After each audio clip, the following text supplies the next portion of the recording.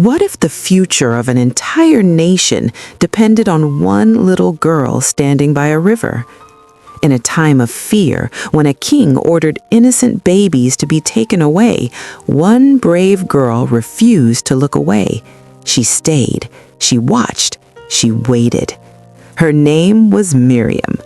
While others saw danger, she saw a chance to act. And what she did next not only saved her baby brother, it helped shape the story of Moses and the freedom of God's people. But that was only the beginning, because this young girl didn't just watch history, she became part of it. Let's hear her story. Miriam grew up in a place called Egypt, where her people, the Israelites, were not free. They worked long, hard days under the rule of a powerful king called Pharaoh. Now, Miriam wasn't just anyone. She was the big sister in her family.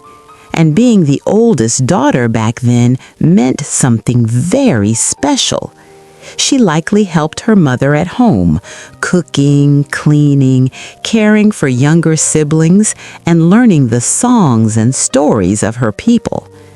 Miriam would have grown up hearing about God's promises, about freedom, about hope. But life didn't look very hopeful, because Pharaoh made a terrible law. Baby boys were not allowed to live. Now listen closely, because this is where Miriam's story becomes very brave. Her baby brother was born. His name was Moses. To protect him, their mother placed him in a small basket and set it gently among the reeds of the Nile River. And do you know who stayed behind to watch? Miriam. She didn't run away. She didn't hide. She stayed. Can you imagine her heart? Watching the water, listening for any sound, hoping, praying. Then something unexpected happened. Pharaoh's daughter came to the river. She found the basket. She opened it and saw the baby. Now, Miriam could have stayed quiet, but she didn't. This young girl, brave and quick-thinking, stepped forward and spoke to a princess. "Would you like me to find someone to take care of the baby for you?" And just like that, God used Miriam's courage to bring her baby brother back into his own mother's arms. Here's something many people don't talk about. Miriam didn't just disappear after that moment. She grew up. She became a woman of strength, voice, and deep faith. She watched her brother Moses grow up in Pharaoh's palace while she remained among her people. She lived both sides of the story, the pain of slavery and the hope of deliverance.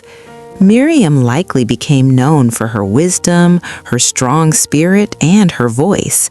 In those days, women often led songs, celebrations, and times of worship, and Miriam had something special. She had a heart that responded to God. Years later, after God used Moses to lead the people out of Egypt, they stood at the Red Sea. God made a way where there was none. The waters parted, the people crossed, and when they reached the other side, Miriam picked up a tambourine. Can you just imagine it? The sound of joy, feet dancing on dry ground, voices lifted high. Miriam led the women in singing, "Sing to the Lord, for he has triumphed gloriously." That moment wasn't just about music. It was about freedom. It was about remembering what God had done, and Miriam led the people in that celebration. Now here's something very special. In the Bible, in the book of Micah, God reminds his people that he sent 3 leaders, Moses, Aaron, and Miriam. Yes, Miriam. Not just a sister in the background, but a leader, a woman God used to guide his people. Miriam was still human. There was a time when she made a mistake. She spoke against Moses and God corrected her, and for a moment she had to learn humility. But even that part of her story teaches us something important. Even strong, brave people are still growing, and God is patient with us as we learn. So, what do we learn from the story of Miriam? That courage can start when you are young, that your voice matters, that worship is powerful, and that God can use you in ways you may not even imagine. Miriam's life wasn't just about one moment by the river. It was about a lifetime of watching, trusting, speaking, and leading.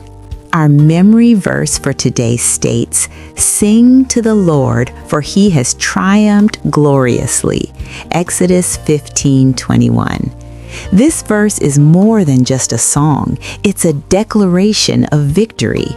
When Miriam sang these words, she wasn't just celebrating a moment, she was celebrating everything God had brought them through. Years of waiting, years of pain, years of wondering if freedom would ever come. And in that moment, standing on the other side of the Red Sea, Miriam lifted her voice and said, "God did it." That's what makes this so powerful, because Miriam didn't just watch miracles, she remembered them, she celebrated them, and she led others to do the same. And here's something beautiful to remember. Miriam was a woman, a leader, a voice. At a time when many stories didn't focus on women, God made sure her voice was heard. She didn't lead with power or position, she led with faith, with courage, with worship, and that same spirit lives on today.